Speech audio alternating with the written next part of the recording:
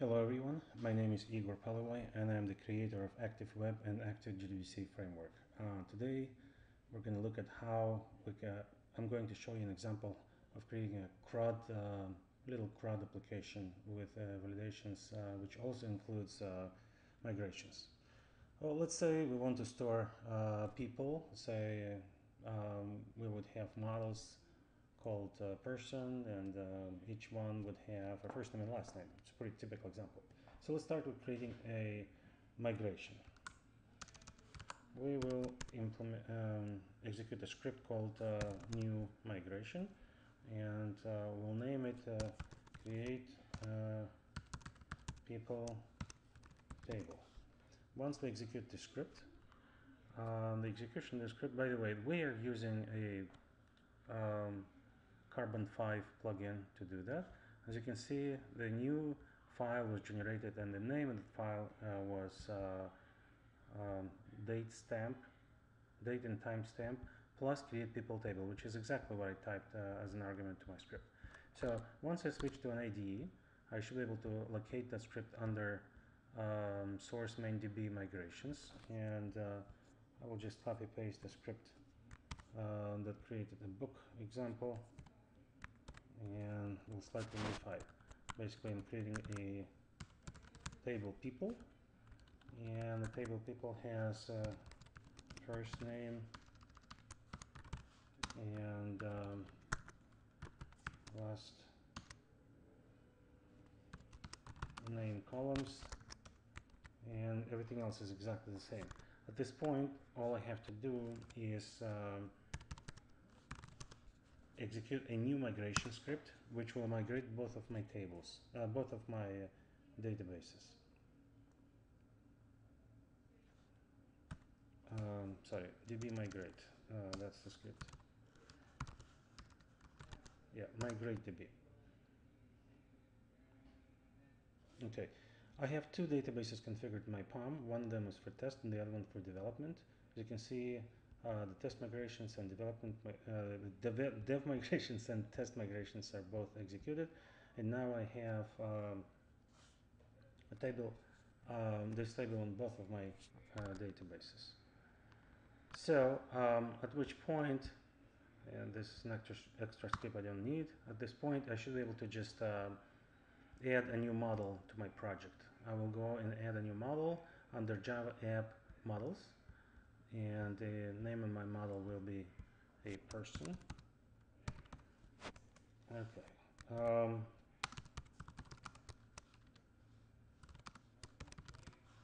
Extends model.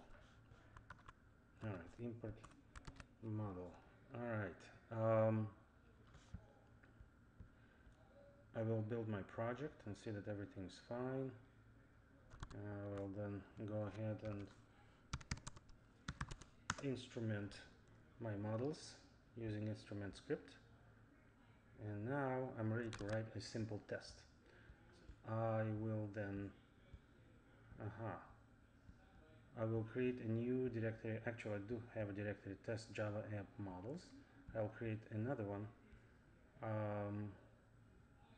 another Java class in here, person spec extends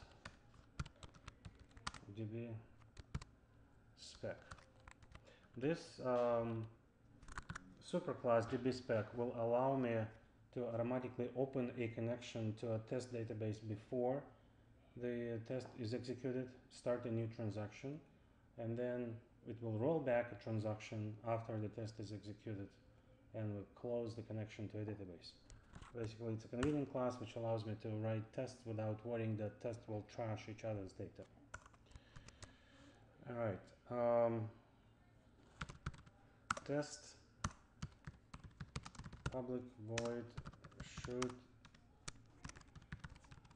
validate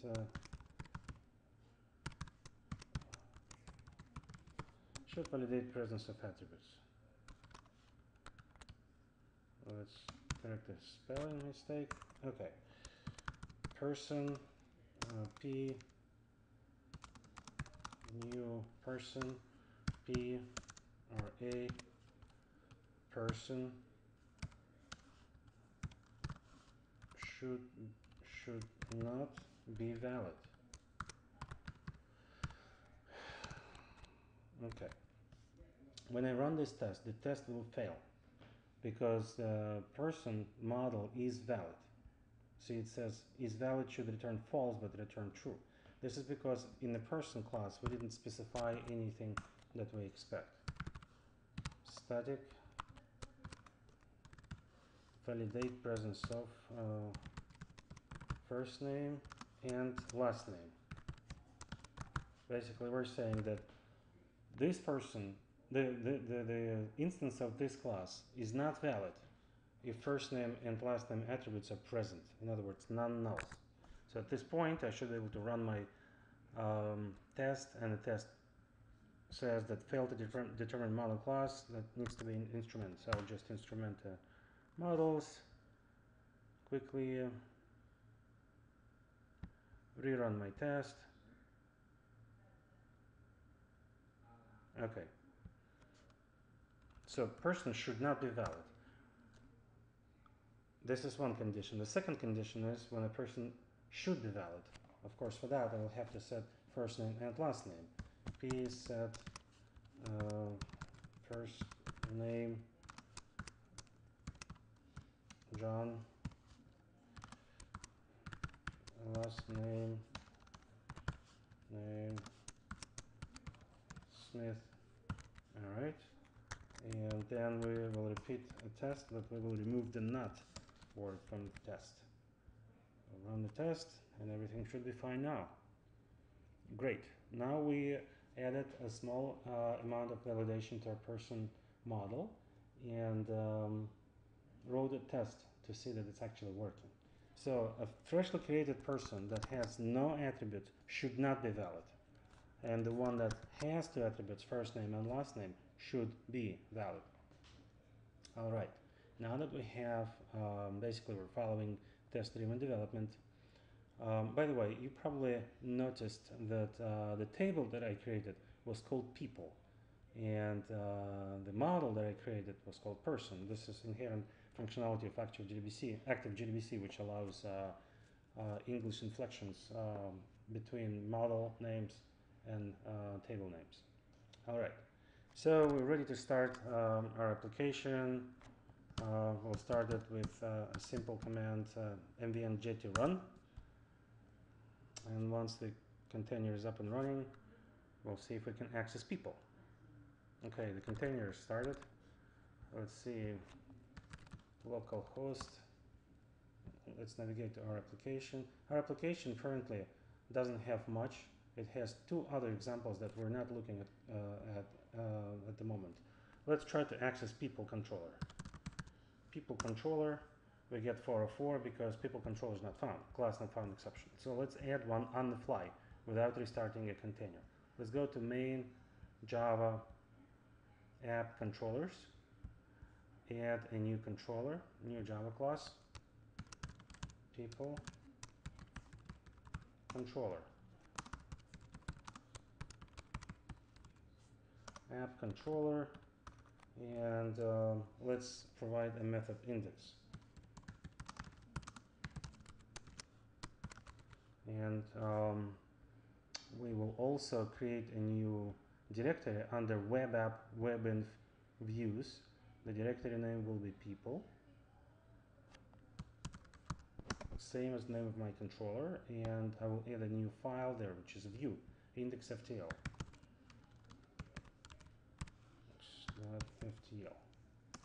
Fantastic. Page for people. So at this point, if I refresh my page in the browser, I see the same message that I just typed into the page. So far, so good. Now, inside my page controller, or people controller, I will do the following. I need to query the database to get all people. Person, people equals person find all. find all, order by let's say last name ascending. Alright, now that I have all the people, I will pass that information to a view with a view method. Alright, once I refresh, nothing. Okay, there's no connection default. Aha. This basically what it's saying is that I have no database connection. I have no database connection probably because I didn't include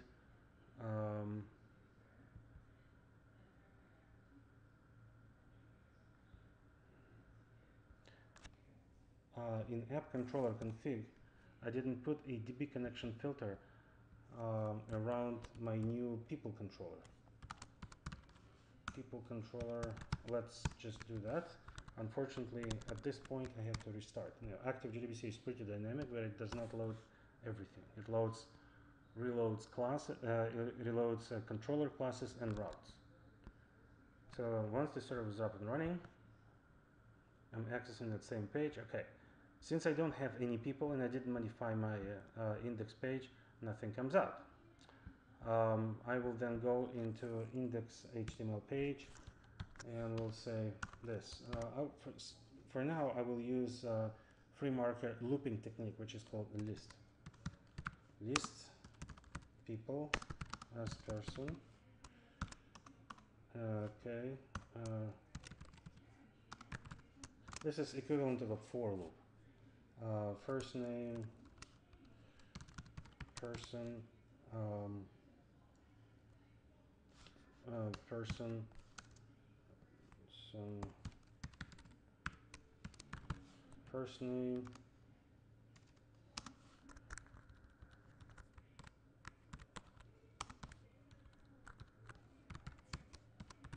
last name.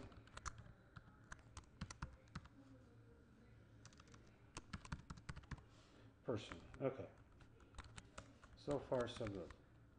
Of course, this is not going to give me anything because I have nothing in the database itself. So let's create a new person. We will need a create method on the controller and a create view. Let's just do that. The people controller will need to have a create method. Actually, let's do this. New form. This is what we want. Alright, new form just doesn't exist. So basically saying people controller new form method does not exist. Let's create one. Public void new form. Alright, and obviously we're going to have to create a new form file. Form FTL. Okay. Here, let's create a new form. Create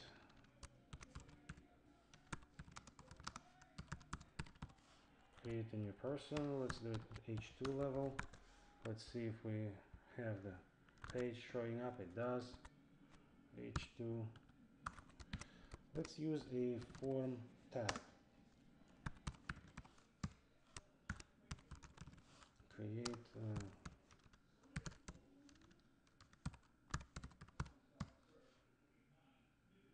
method post input type text name first name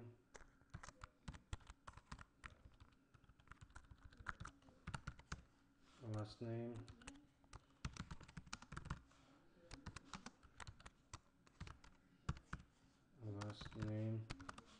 and here we'll just put a simple break. Alright, let's see if we have the form. We have the form. We don't have a button. Okay. Input type submit value or add new person. Well, let's refresh. See, we have the button. Let's move the button down with a simple break. Okay. In addition to that, I probably will want to display some errors. So let's do the errors. Okay. Span, style, or class error. And in here we'll just say errors first name, which is error for first name, and then here we're going to have error for last name. Last name. Okay. In addition to that, I'd like to, well, not here. All right. We have all it takes so far, or more or less. What do we have? Aha. Errors. Let's do this. Let's use free market. Free market basically complains that error does not exist. So we'll have to tell it to ignore the errors if they don't exist. All right. At this point, I need to go to a people controller and add a create method.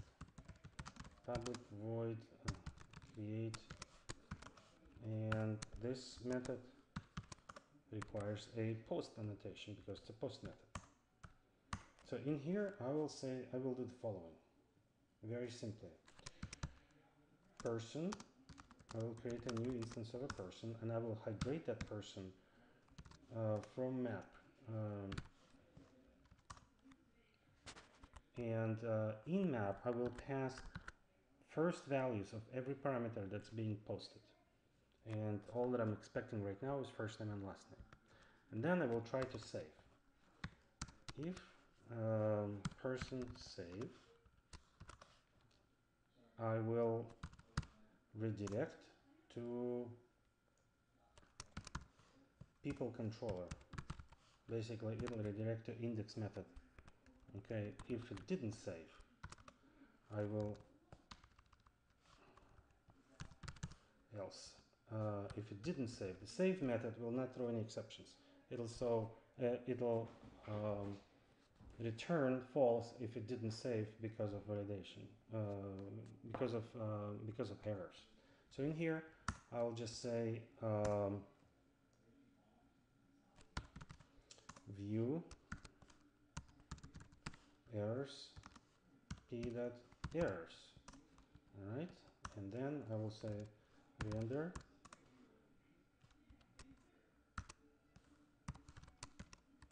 new form. That's all I have to do.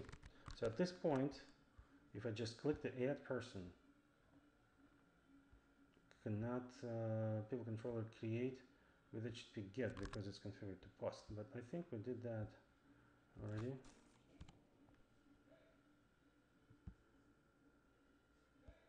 New form. Method post is misspelled. All right. We will refresh the page and we'll try to add a new person. And look, we have value missing errors showing us that certain things are missing. If I try to type something, let's say my name, Igor, add person. Now one is gone, but I didn't put the values. That's why I have to. I didn't write any code to pass the value through the request. That's why it's missing. So I have to type Igor again. But at least the error is gone. Okay. In order to pass the value through, I have to do the following. Okay. First name and for last name I have to do the same thing. Of course it's a last name, at which point I need to be able to refresh. Okay. People. New form. Click add person. Nothing. And now I have to go to a people controller, and in case of a problem I'll just say view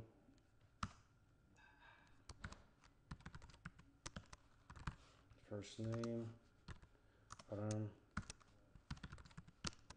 first name. Actually, I don't have to do that. I can do it in a much simpler way. Request first name and request last name. So at this point, if I type something here, click at person, I still have the value. So Igor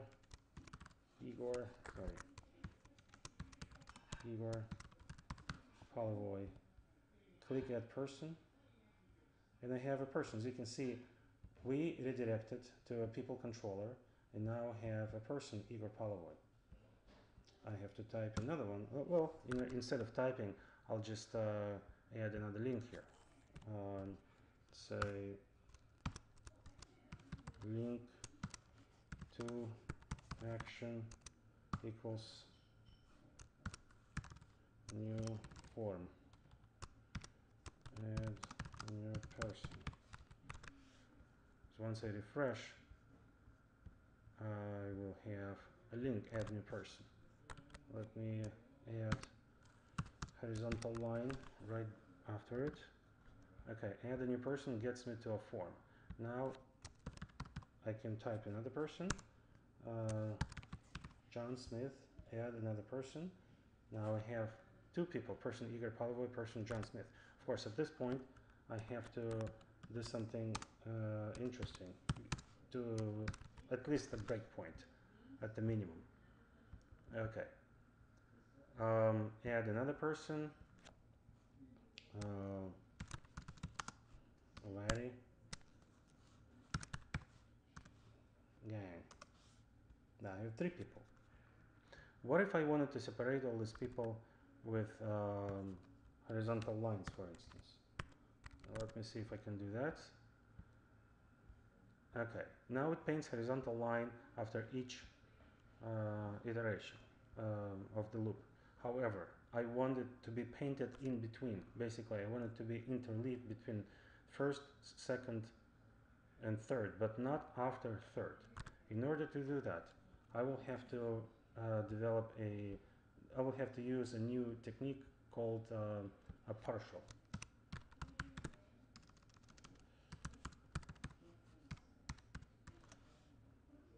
A partial is kind of like an include, but on steroids. Here I can say person person dot first name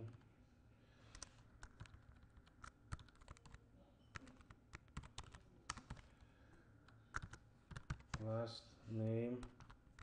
Okay, and in my index in the index page, instead of iterating through people, I will just use the partial. I will just use a tag called render partial and pass a name of that partial person, and I will just also say that it should iterate through collection people. Oh, I can use a shorthand for render. So now if I refresh my page,